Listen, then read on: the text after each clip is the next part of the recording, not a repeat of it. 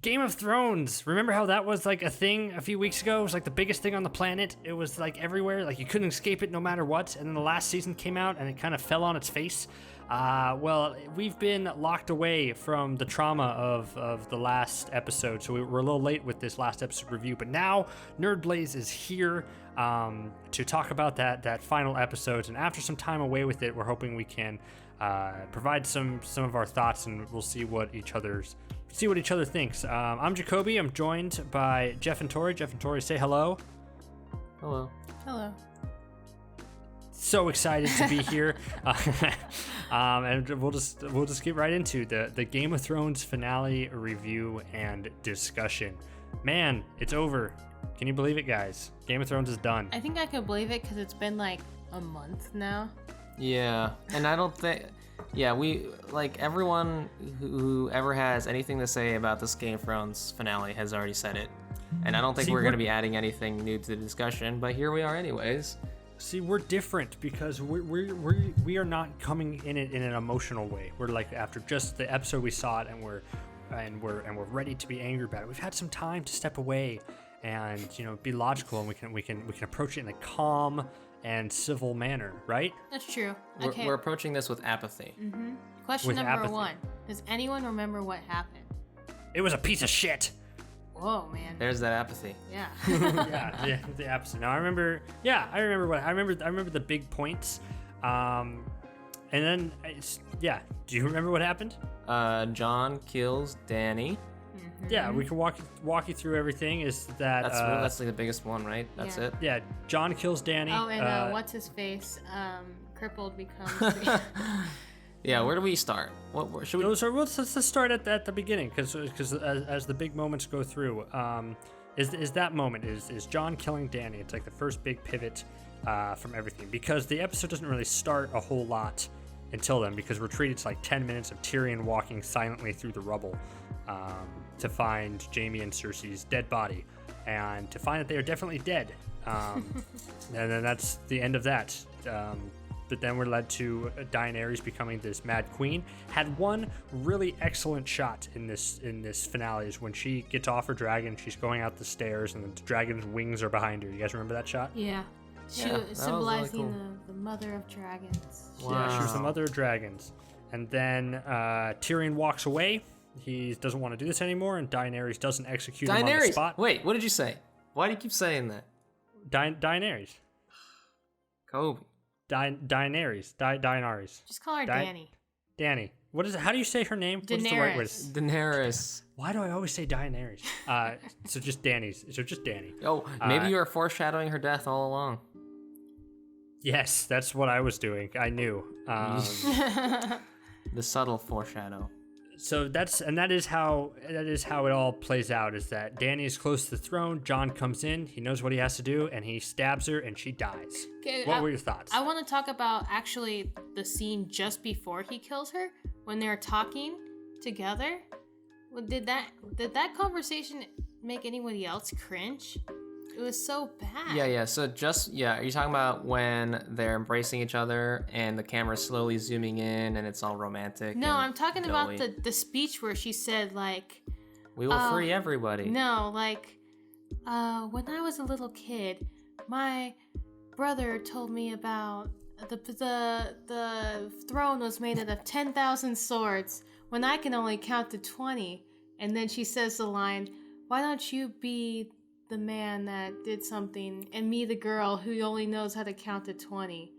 I'm like, what the fuck are you talking about, bitch? I don't remember that at all. You don't remember? I remember that. I do remember that. That was something about counting to 20? It was a bad final monologue, and I guess that especially for Dany, because especially the setup for the scene is Jon's going to talk to her, and both Tyrion and Arya say to him that, like, Dany knows exactly what you are. She knows you're a threat. You got to be careful. And then she portrays like no reason like not to trust him at all. She's like not tense. She's totally forgiving, and I guess very relaxed. Yeah, very relaxed. And even like I got Jon Snow underneath my thumb. I'm gonna go up and give him a big hug. Like you know, thinking about saying that out loud right now, I think I would have been happier if they both stabbed each other. I thought that would have been a great way to do it instead. Yeah, I mean, that makes more sense. Like, Danny totally should not be trusting of John.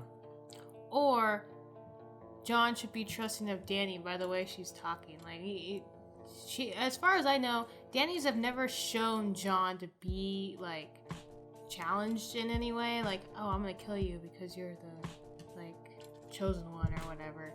Which doesn't even matter in the end. Yep. Where were we going with that? I don't know. I'm just saying that was a bad monologue. Okay. It was just so weird. What the fuck was she talking about? It was super cringy. You just didn't like the counting part. That's the No, that's I the thing didn't that like stuck They, out. that to they me. didn't talk about the counting part. You everything hate was it when I they didn't talk like about that. counting. No, I didn't like that. The very last line before they make out. Right. Well, Which I have a problem with that conversation as well, because the one I had a problem with specifically was just before John stabbed him, or John stabbed her, where the camera was panning in, zooming in. It was a romantic moment, or seemingly a romantic moment. They're holding each other. That dialogue and that directing, it was like straight out of like a fucking soap opera or something. Some cheesy romance movie. And maybe that's the point, you know? It's like so over the top, overblown that no one could ever fall for the fact that they're actually going to be together. But that's the point. We're not supposed to. Are we? That's the question. Are we supposed to think that they worked out the differences? Because obviously not. But like the scenes before that, just like you know what you got to do, and John's like, I know what I got to do. She's my queen.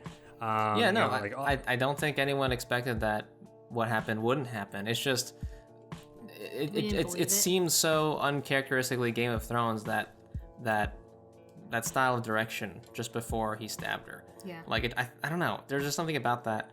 Like I laughed during that scene because it was so mushy, gushy, lovey, like just so uncharacteristically not the tone of Game of Thrones that we expect. Even if it's only for a moment, even if it's only to obviously set up the fact that John's gonna stab Danny, it still seemed to me way out of place. And just another example of, I feel like the writers kind of being out of touch with the show and maybe being kind of lazy about it too.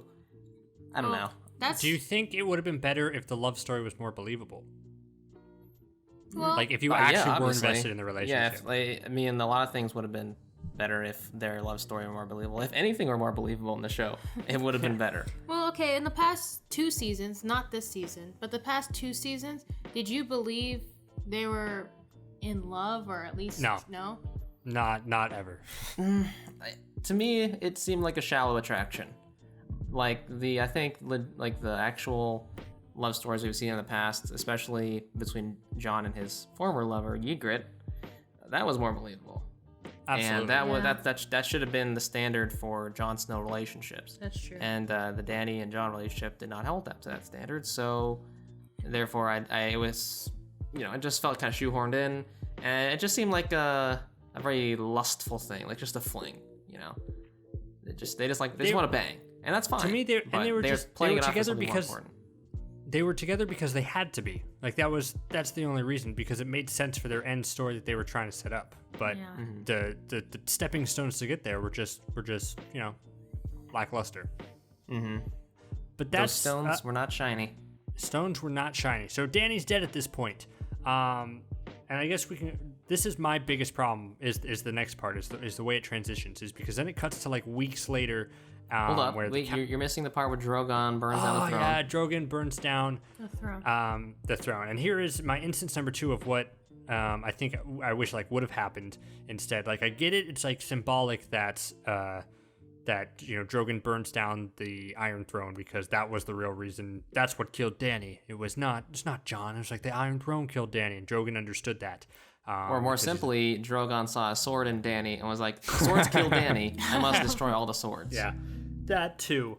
But I would have liked to see to have some type of Targaryen type of callback. Is like the dragon tries to burn Jon and doesn't happen. Yeah. And like it burns around Jon and burns the Iron Throne. That's totally what that's exactly what I was thinking after that scene happened. I was like, because that would have made sense, and that would have been cool too. Yeah. We haven't seen Jon interact with Dragonfire before, so that would have been a cool little send off. And Drogon's like, "Oh, I guess I can't kill you." Oh well. And then he runs Fly away. away, so. Yeah. Yeah, that would have been. Because then Because then because they don't really play it up the fact, but then it's like a Targaryen saves the kingdom, like in that sort of thing, in that regard, right? Instead of the Targaryen ruling and the Targaryens' final legacy being that they are rulers, that they're all mad, that's not the case. That to have Jon embrace his Targaryen legacy and be the one to end it, to stop this cycle, and be the one to ultimately save the kingdom by killing his aunt, it would be a good way to wrap up the Targaryen arc, but nope. They don't play it off at all. And then Jon is just like, whatever the rest. Well, he's kind of been whatever this whole season, but then the rest of the show, he's just like, whatever. Whatever. He disappears. Like no one cares. They just don't want him to die. But in this, yeah. Sorry. Go ahead. I was saying, then this is my biggest problem with the next part, because we don't see what happens next, but then it cuts to a few weeks later. But then, and that's just completely lazy to gloss over the fact that how did Jon not get executed on the spot by Grey Worm? What made Grey Worm walk into that room and be like, hey, I think my queen's dead because the dragon's gone, even though, like, it must have been Jon Snow would have gone up to Grey Worm like, I killed her. I had to. She was my queen. And then Grey Worm thinks, hey, you know what's logical in this situation? Let's keep him prisoner for weeks and weeks on time, and I'll let other kings come down and we can discuss what happens to him. Yeah, it's so stupid. That was my biggest issue with this. I'm like, they just let him live? Like, in every other instance, and even still, even after that battle, Grey Worm was fired up. Like, he was still ready for blood. Well, he was just killing a bunch of people. He was so on Yeah. Dany's side, yeah. Killing prisoners, that kind of thing. He still was mean mugging everybody. He's got resting bitch face. Yeah, well, that just, I mean, I guess he has always, but yeah, he was ready to shoot some blood. He almost killed Jon in the battlefield when he started not, like, telling people, like, hey, surrender or whatever, and he was ready to shed blood then. Yeah, I they're don't know ready to why. do it. Like, what the other Unsullied wouldn't be like, no, don't kill him. Let's wait to put him on trial. I mean, this is the one thing I'll give kind of the benefit of the doubt to. Yeah, it's kind of stupid in the moment and great. Like, it doesn't make sense for Grey Worm, but I can kind of see. Okay, if you hear something, that's our dog scratching really hard in the background. That's me banging my head against the side of the desk. Anyways, I could kind of see a reason why he wouldn't kill Jon, like, because if you think about it from like a self-preservationist perspective, where like the Unsullied are basically by themselves, like without their queen, they don't really have any official allies. Maybe the Dothraki, but I mean, they're kind of looking out for themselves, I would think, after Dany is killed. And so I think what Grey Worm was thinking was like, okay, if we kill Jon, then we basically have no bargaining chips. We're gonna have to fight our way out of here, and probably this will be our last stand, even though, we're badass soldiers. We don't want the whole Seven Kingdoms like raining down on us. So I kind of see that he keeps Jon as sort of like a bargaining chip, like, don't fuck with us or we'll kill, the only remaining heir to the throne or something like that. Even though I don't know if Grey Worm would know that. I mean, Grey Worm would probably just see him as like a really important general. I mean, at the very least, the Starks would care. So But that's how I saw it. But the Unsullied they only know war and fighting, so I don't think they would know about the political implications of killing him. They would just kill him. Yeah, they probably wouldn't be smart enough to know that having a prisoner would preserve their lives. Maybe not. Maybe they would. I don't know. It sounds logical. They care about their lives. Like that's their whole character, right? That they are basically just, weapons. Yeah, they're weapons. They don't.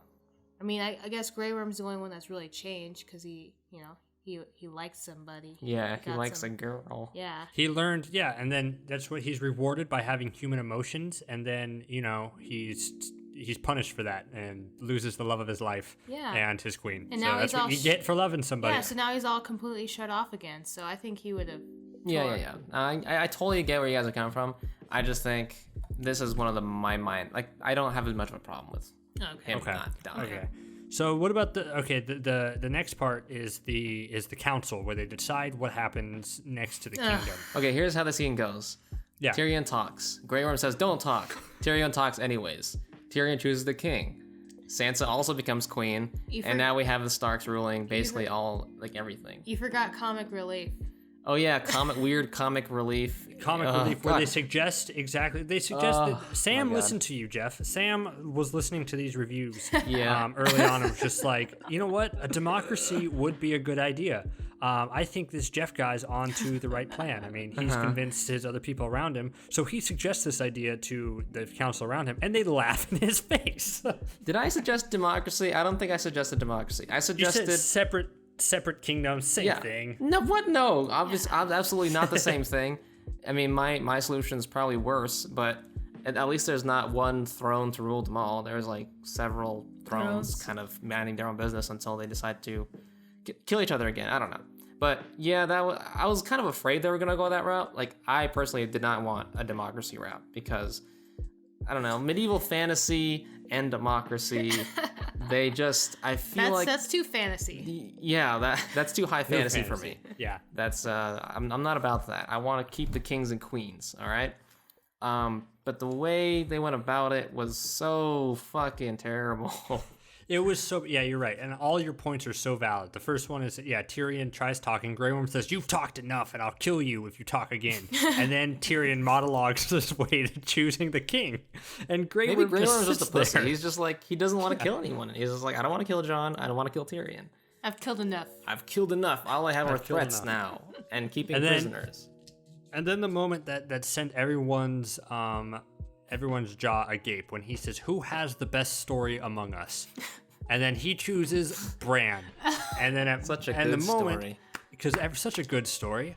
I heard his story, and then Arya, who's killed the Night King, traveled and became an assassin, and all that stuff, is looking at him kind of oddly. Even Jon Snow, who died and came back to life, was chosen by the Lord of Light and saved humanity against the White Walkers, is looking a little odd. Sansa, who survived King's Landing, the political maneuverings, and over Winterfell, is also looking at her crippled brother like, him? Like, the best of all?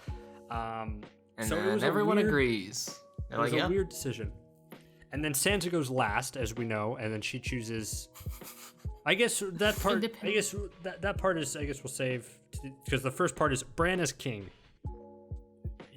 Okay. No, yeah. No. It's, I mean, like I said, I feel like this has been said over and over again across many videos and across many a podcast. So I'll keep it short. Okay, like Bran already said he doesn't want anything.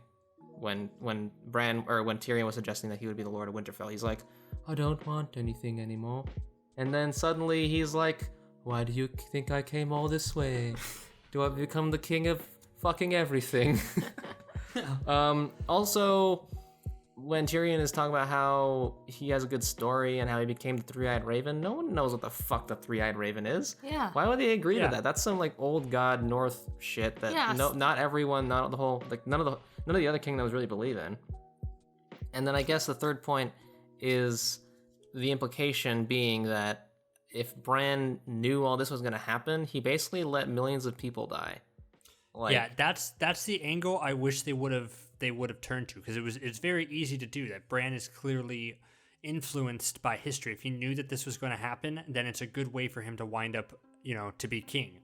But they don't mention that or play up that fact or do anything about that. That would have made it at least a little bit more satisfying that Bran was in control of this. That was the reason of why he did this.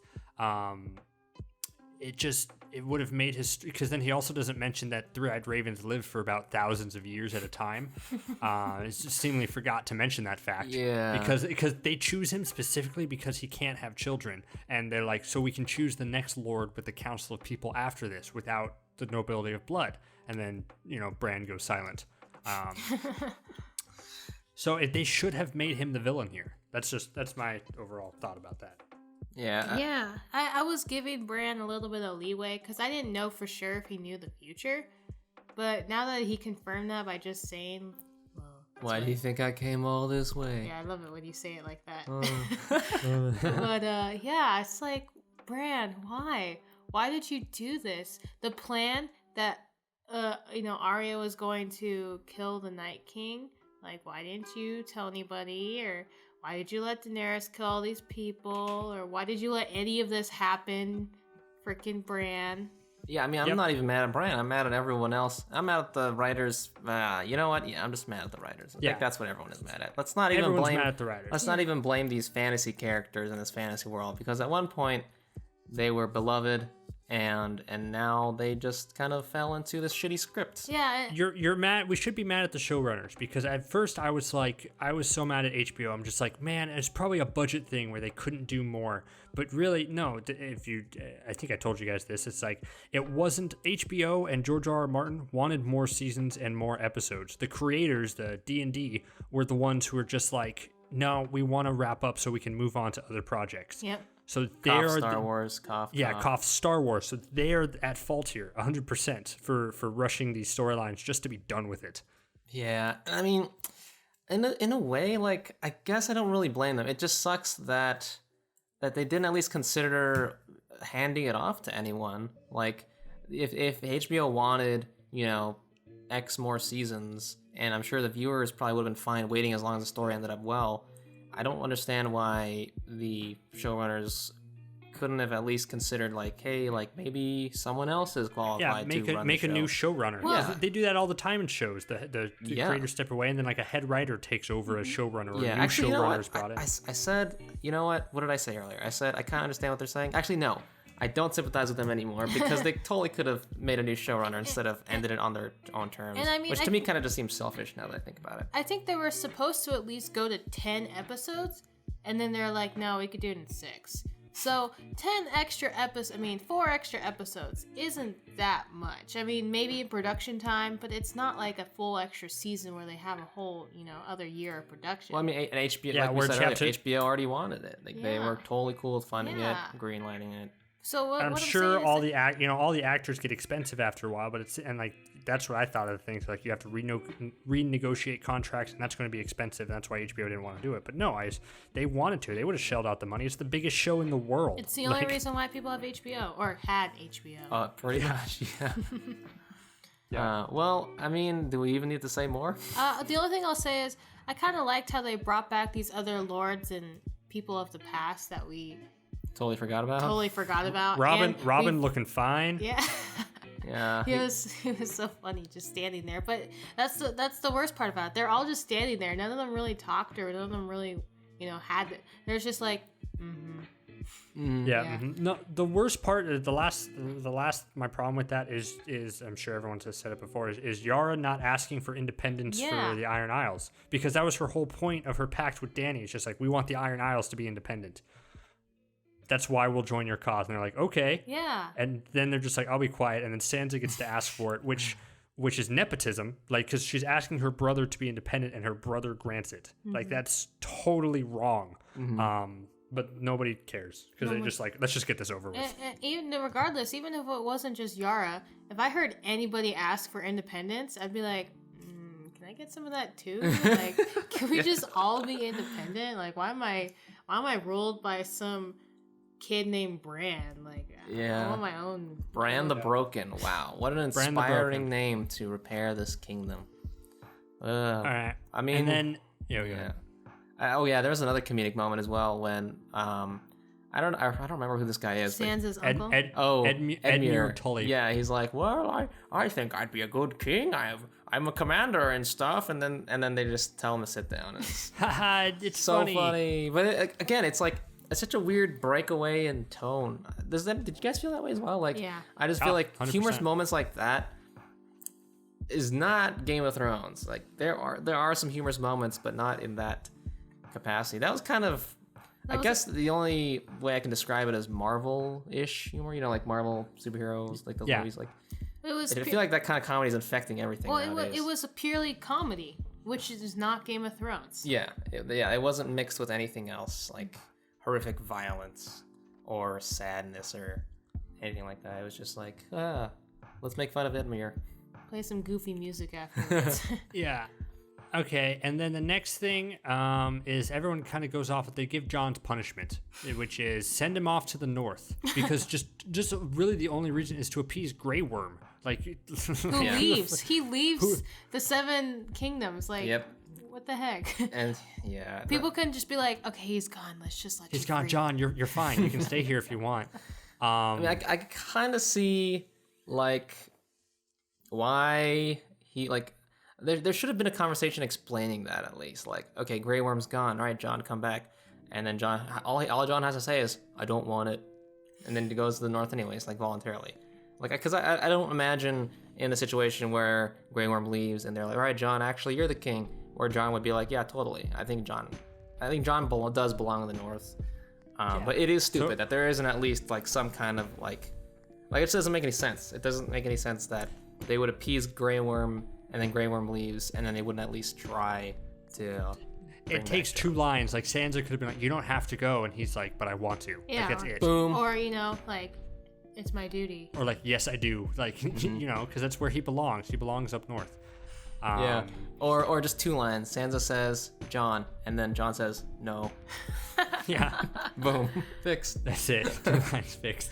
And now then it shows kind of everyone's happy endings, and actually Tyrion's is the one I'm most struggling with in terms of generally kind of accepting it and not liking it at all. Because at first I was convinced early on that the reason they're showing him fuck up so many times is because it's showing that he does not deserve to be hand. Like, he's actually not as clever as he thinks he is, and he should not be part of this game, and he's going to get out of it and leave. But then, in the end, he becomes the hand of the king. But the reasoning behind it is because they say he's made a ton of mistakes. Now he has to be hand as sort of his duty in order to start undoing them. Is that good or bad for the character? I think it's okay. I haven't really thought about that. I would have preferred him not to be in the game anymore. Like you said, Coby. I think him just not being clever could be part of it, but I think it's more like I would think Tyrion never really wanted. Oh, except that's not true, because there is a part where he says he likes playing the Game of Thrones, but with there being a single king on the throne, is there really going to be a Game of Thrones anymore? He still likes doing the political parts without the violence and the war. So yeah, which hopefully will work. But all his decisions suck lately. Yeah. But then there's like kind of the joke. Here's another humor element, which if you could argue is kind of a deeper meaning to is really his ultimate punishment. After all, because when they bring him the Game of Thrones, the Song of Fire and Ice that the Maesters wrote, the joke is that they leave Tyrion out of it, and it's like, haha, it's a funny joke. But really, on a level, it's like that kind of works. Is that like that's his punishment? Because Tyrion has probably done more for this kingdom than anybody else has. Except for, I guess, Jon Snow, but I'm sure he's in the book. But now that his whole mark on history is he's not going to be remembered. This clever man who was once so great and has done so much is not going to be remembered in the long run. And that's kind of a deep moment, yet they play it off as a joke and they don't give any weight to it. Yeah, I mean, I guess because the writers did see it as a joke. yeah. And, how would you have wanted that scene to play out more? Just like Tyrion looking sullenly out the window, Or Tyrion like stating like, well, sometimes being not remembered in history is a good thing or something. and then he looks at the camera. Yeah, And then the credits like start a Jim rolling. look to The Office, like there we go. I could have seen it, but it's like the history books, the history books of everything, and he just says in his great Peter Dinklage sad voice of just like, I'm not in it. And then and Peter Dinklage could have sold that line like really well. That tells us everything we need to know about it. And then that's it. But instead it's like, I'm not in it? What? Huh? What's happening? Ha ha ha, it's a joke. Braun's here, even though he threatened us. And now he's master of coin. Let's have grammar jokes and that one joke about the donkey and the honey brittle or something. Mm-hmm. Yeah. I don't know. I think that whole scene, in my opinion, was just kind of... it was pretty bad. Yeah. Because that not just that particular scene, but that whole moment, King's Council meeting had this sort of comedic overtone to it, Braun's all like, "Oh well, we're gonna need more wine or something." Doesn't he say something like that? I don't remember. I just remember Braun being a terrible master of coin, and that's the joke. It's like, hey, Bran's the master of coin, and he's gonna be leveraging all of this for himself. Isn't that funny, guys? And then King Bran comes in and he's like, King Bran, you want to lead? He's like, nope, I'm going to fuck off and look for a dragon. Like, bye. Bye. He's going to go get high with the ravens. Yep. Or is it crows? Are they ravens? Well, he's a three-eyed raven, right? Yeah, so he has 3 ravens. Yeah. That's so raven. That's so Raven. And then the final is the Starks. I'm fine with both Arya and I'm fine. I guess where the Starks ended and that final scene, it's a well put together scene. I like how it's meshed and kind of paralleled with each other. You like that montage? Yeah, I like that montage. I mean, it made sense. And if, because of course Arya is going to go off on her own. Of course Sansa's going to rock it as queen. And of course Jon, immediately as soon as he goes up north, he's going to leave to go, he's going to abandon his post and hang out with Tormund and his best friend. And Tormund's best friend and his dog. He finally gets to pet his dog. Hooray! They had enough foresight to at least have him pet his dog. Do you think that they didn't have him pet the dog and then they went back and had him pet the dog?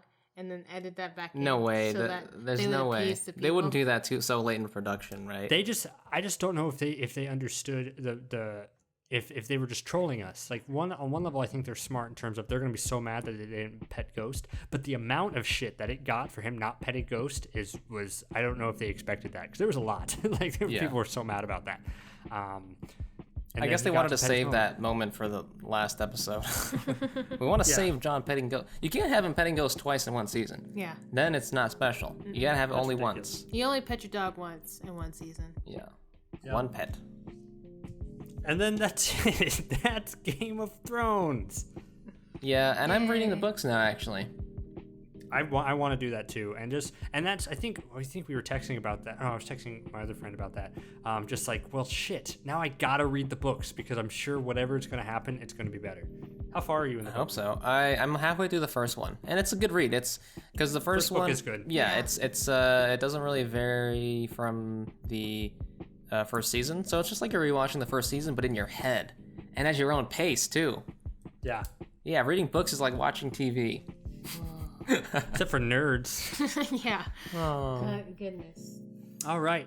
Game of Thrones is over. We reviewed it. What are your final thoughts about the show overall?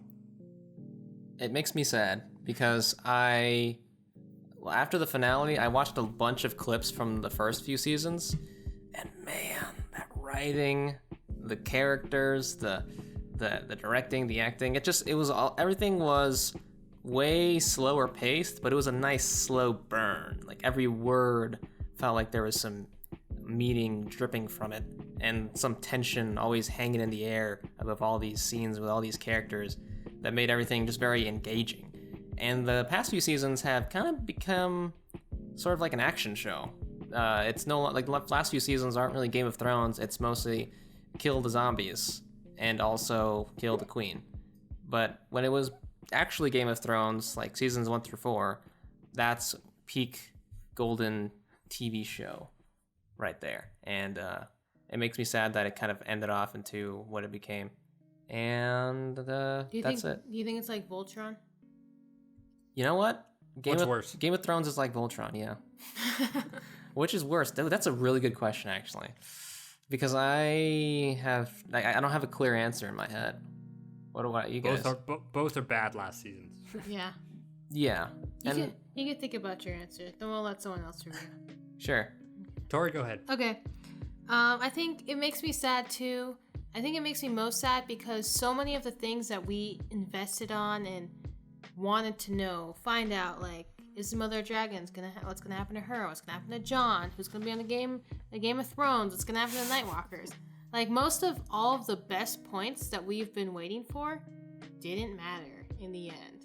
Like, they set up Jon being this, great person, and he's the true ruler of the whole freaking kingdom. But in the end, it didn't matter. It didn't add up to anything. It's just all this wasted material and wasted time for it to end on such a sour note. I don't know. It just makes me sad. How about that? Okay. My thoughts. Let's see. I think the show's writers and them were that's what happens when a show is as popular as Game of Thrones, is you want to surprise your viewers, but I think their minds were clouded by the fact that they chose to surprise viewers over giving satisfying endings. Like the White Walkers whole storyline is just like, you know what would be great? They all think this is going to be a big threat. It's going to be really surprising and controversial if we kill him off in episode 3 and make Arya kill the Night King instead of Jon, because everyone thinks it's going to be Jon. So let's change that. But, there's not a problem for that. They think someone's going to let's put the one person on the throne who doesn't deserve to be king, and make it a surprise. Let's make it Bran. Even though Bran as king might play out in the books, but I feel like the books are going to make that a much more satisfying conclusion. It's just the show got too big for its britches in terms of its storylines and what it wanted to do with them, and that's really unfortunate. And I wish it would have been better. I don't think there's any episodes in the last few seasons that I would really go to bat for, except for maybe the season 7 finale. I really like that finale, but this last season, I think just episode after episode, it continued to go downhill. Starting with the battle with the White Walkers, then it just completely tarnished kind of the legacy of this great show. And I missed the show from seasons 1 through 4 because that's when the show was truly at its peak. As everybody else is, I'm disappointed. Okay, I would say Game of Thrones is worse than Voltron. Yeah. I agree with you. Just because I think we like Game of Thrones more, in the early seasons. Game of Thrones was just way better and became way worse. Whereas I think for Voltron, I liked it, and then I didn't like it. I just didn't feel as emotionally connected to it, I guess, is the main thing. All right. Are you guys going to watch the prequel series when it comes out? Probably. I don't think so. You're not? No. I want to watch it. Why would I watch it? I don't have HBO. You're not gonna bum it off of somebody? I mean, I guess so. It depends. I'm gonna wait for the reviews. I'm totally not gonna be. I'm not gonna be, pilot episode guy on this one. Well, it's the same people who are making the pilot. I mean, the spin-offs. Are they the ones that wrote these last couple seasons? It's not the main creators are not a part of it. The one who are the guiding shape, the showrunners are not a part of it very much. Okay. So yeah. So I have faith. Okay. You guys are way too optimistic. All right. Anything else to say about Game of Thrones? Nope. Good riddance. Good riddance. That's so sad to say that. Such just a great, monumental, groundbreaking zeitgeist of a show that everybody watched and everybody loved and everybody wanted more from. It's unfortunate, but I agree. Good riddance. It's over. That's it. It's over. That's it. The end. Mm-hmm. You've been watching this on Nerd Blaze. Like, comment, subscribe, all that fun stuff. We've done these Game of Thrones reviews. We do anime reviews. We do videos. We do podcasts about sports anime. We do a whole lot of stuff. So check us out. Leave a comment. And we'll be back next time with another review of things we want to talk about because we're nerds. So thank you all very much, and we'll see you next time. See ya. See ya.